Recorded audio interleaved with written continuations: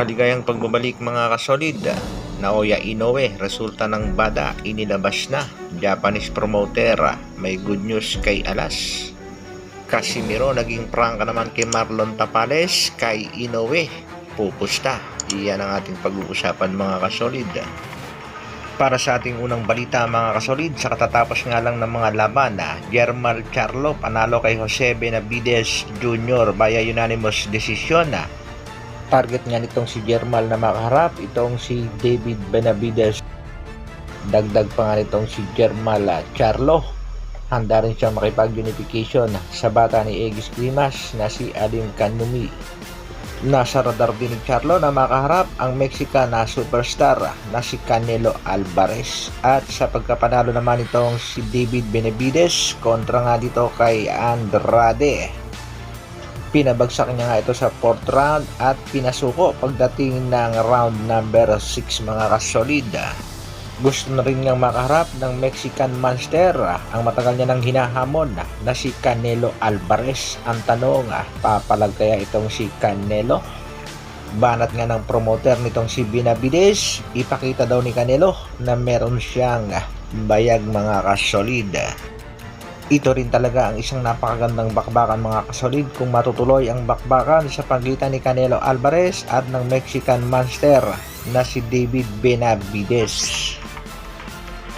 Sa kabilang balita naman mga kasolid, marami nga nagsasabing takot sa bada itong si Naoya Inoue at may mga nagsasabi ring positibo ito at gumagamit nga daw ng ipinagbabawal. Kaya gano'n na lamang daw kalakas at katibay ang tinaguriang Japanese monster. Pinabulaan na naman yan ni Naoya Inoue at sinabi nga malinis nga daw siya mga kasolid. Sa katunayan nga ay lumabas na ang bada testing result nitong si Naoya. Negatibo naman. At sinabi nga ni Naoya tuloy na ang kanyang laban kontra kay Marlon The Nightmare Tapales. Para naman sa ating huling balita mga kasolid, Kuya Lods, Jason Casimiro naging prangka naman dito kay Marlon The Nightmare Tapales. Ayon kay Jason, suportado daw niya itong si Tapales pero ang kanyang pusta naman ay doon ilalagay kay Naoya Inoue. Ano kaya ang masasabi ni Tapales sa naging pahayag ni Kuya Lods, Jason Casimiro? Japanese promoter Masayuki Ito, may magandang balita. Ayon nga sa Japanese promoter ay nandoon pa rin ang potensyal na makalaban ng angas ng Pinas ang tinaguriang Japanese monster na si Naoya Inoue. Pero kailangan nga daw ayusin ni Casimiro ang kanyang training camp. Kailangan nga daw magdagdag ng mga trainer.